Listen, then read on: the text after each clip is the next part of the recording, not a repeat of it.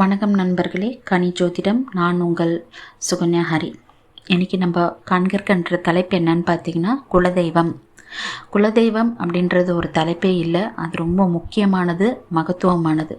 குலதெய்வம் எவ்வளோ முக்கியமானவர், மகத்துவமானவர் அப்படின்னு நான் உங்களுக்கு சொல்லி புரிய வைக்கணும் அப்படின்ற ஒன்று இங்கே கிடையாது. எல்லாருக்குமே தெரியும்.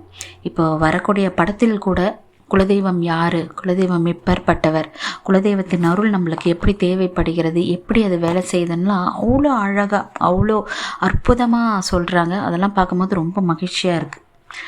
சமீப காலகட்டத்தின் முன்னாடி ஒரு நபர் என்கிட்ட கேட்டிருந்தார், நீங்கள் ஜோதிட ரீதியாக இத்தனை கோவில் தரீங்களே, குலதெய்வத்தை மட்டும் பின்பற்றினா போதுமானதே, அவர் கைப்பிடிச்சிட்டே போயிடலாமே, இத்தனை கோவில் போகணும் அப்படின்றது அவசியமா அப்படின்னு சொல்லி கேட்டிருந்தாரு. அதுக்கு ஒரு பதில் நான் ஒன்று சொல்கிறேன். குலதெய்வமே தெரியாதவங்க இப்போ நிறைய பேர் இருக்காங்க. குலதெய்வத்தை வணங்க முடியாது, சரிவர வணங்க முடியாதவர்கள் நிறைய பேர் இருக்காங்க. குலதெய்வத்தின் அருள் கிடைக்காம நிறைய பேர் இருப்பாங்க. இப்போ இவங்கெல்லாம் எப்படி சரி பண்ணுவாங்க? இப்போது குலதெய்வம் தெரியாதவங்களாம் நிறைய பேர் இருக்கிறாங்க. எனக்கு தெரிந்த குடும்பம் ஒருவர் குலதெய்வம் தெரியாமல் ரொம்ப கஷ்டப்பட்டுட்டு இருந்தாங்க, ரொம்ப வேதனைப்பட்டுட்டு இருந்தாங்க. அவங்க ஜோதிட ரீதியாக அவங்களுக்கு ஒரு சில வழிமுறைகள்லாம் சொல்லி அதை பின்பற்றினக்கு அப்புறமா அவங்களால அறிய முடிந்தது.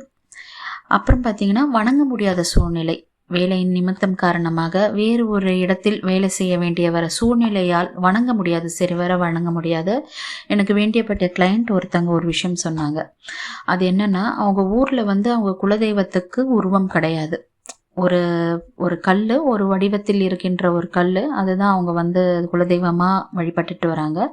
இப்போது அவர் வசிக்கக்கூடிய இடத்தில் ஒரு இடத்தில் அதே போன்ற ஒரு வடிவில் இருக்கின்ற ஒரு கல் இருந்திருக்கு. அதை பார்க்கும்போது அவங்க குலதெய்வம் மாதிரியே இருக்கே அப்படின்னு சொல்லிட்டு அந்த அந்த வீடு யாருதுன்னு தெரியாது, அங்கே இருக்கிறவங்க யாருன்னு தெரியாது.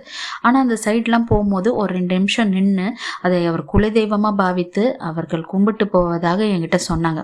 அதை கேட்டுட்டு ஒரு 2 நிமிஷம் நான் மௌனமாகவே ஆயிட்டேன். எனக்கு உண்மையிலே மனசு கஷ்டமாக இருந்தது.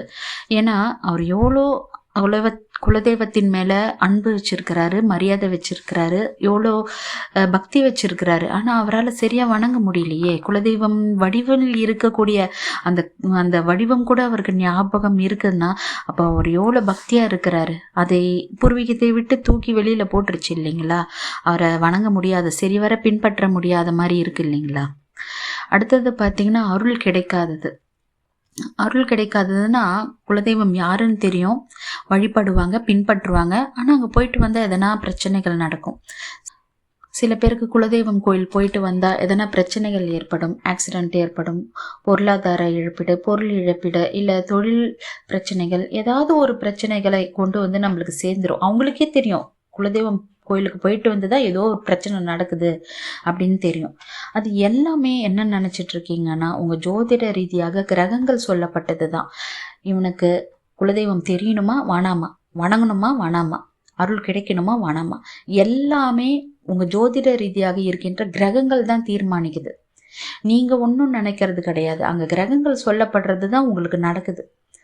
இப்போ குலதெய்வம் மட்டும் போதுமானது அப்படின்னு சொன்னார் பார்த்தீங்களா, அதை சொல்லணுன்றது கூட அங்கே கிரகங்கள் தான் தீர்மானிக்கிறது.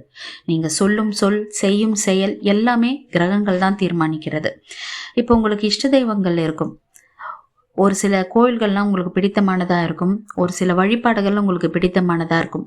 உங்களுக்கு இஷ்ட தெய்வம், உங்களுக்கு பிடித்த கோவில், உங்களுக்கு பிடித்த வழிபாடு எதுவாயினும் அதோட ஆற்றல் பெற வேண்டும் என்றால் உங்களுக்கு குலதெய்வத்தின் ஆற்றல் பெற வேண்டும். குலதெய்வத்தின் ஆற்றல் பெற வேண்டும் என்றால் உங்கள் ஜோதிட ரீதியாக உங்கள் கிரகங்களை சரி செய்வது மூலமாக தான் உங்களுக்கு நிவர்த்தி அளிக்கப்படும். அப்போ தான் உங்களுக்கு குலதெய்வம் யாருன்றது தெரிய வரும், சரிவர வணங்க முடியும், குலதெய்வத்தின் அருள் கிடைக்கும். இந்த குலதெய்வம் மட்டும் போதும் அப்படின்னு சொல்லிட்டு இருக்காங்கல்ல, அவங்க இதையும் பின்பற்றினாங்கன்னா இன்னும் அதிகப்படியான ஆற்றல்களை அவங்களால் பெற முடியும். இன்னும் வாழ்க்கையில் நிறைய மாற்றங்களை உங்களால் உணர முடியும்.